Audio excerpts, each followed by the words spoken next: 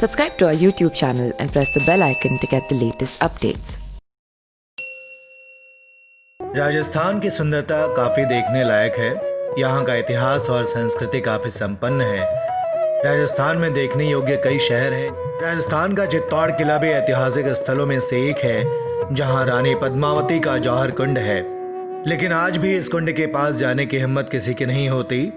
इस जौहर कुंड के दीवारें आज भी आग की लपटों से जली हुई नजर आती हैं। लेकिन भला इस कुंड के पास कोई क्यों नहीं जाता, आइए जानते हैं। इस जौहर कुंड में कई राज दफन हैं। माना जाता है कि यहाँ नकारात्मक शक्तियां हैं। रानी पद्मिनी जैसी रूपवती और वीरांगना स्त्री इतिहास में शायद ही कोई हुई होगी।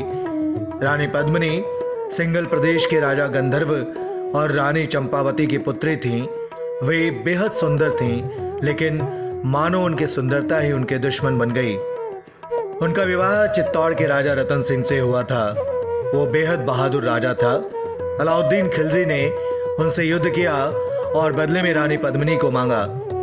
इससे क्रोधित होकर राजा रतन सिंह ने अलाउद्दीन से युद्ध किया, लेकिन उसने छल कपट के दम पर राजा रतन सिंह को हरा दिया, क्योंकि छल कपट के मामले में अलाउद्दीन खिलजी को कोई भी हरा नहीं सकता था।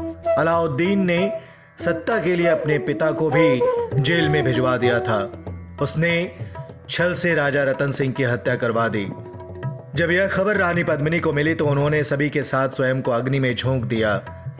उन्होंने सबसे पहले इस अग्निकुंड में छलांग लगाई, क्योंकि वो जानती थीं उन्हें जबरन इस्लाम अपनाने पर मजबूर किया जाएगा और वे ऐसे ही किसी के हाथ नहीं आना चाहती थीं। इससे अच्छा उन सभी ने अग्निकुंड में कूदना समझा। कहा जाता है कि आज भी उस कुंड से चीखने की आवाजें आती हैं, इसीलिए कोई भी उस कुंड के पास नहीं जाता।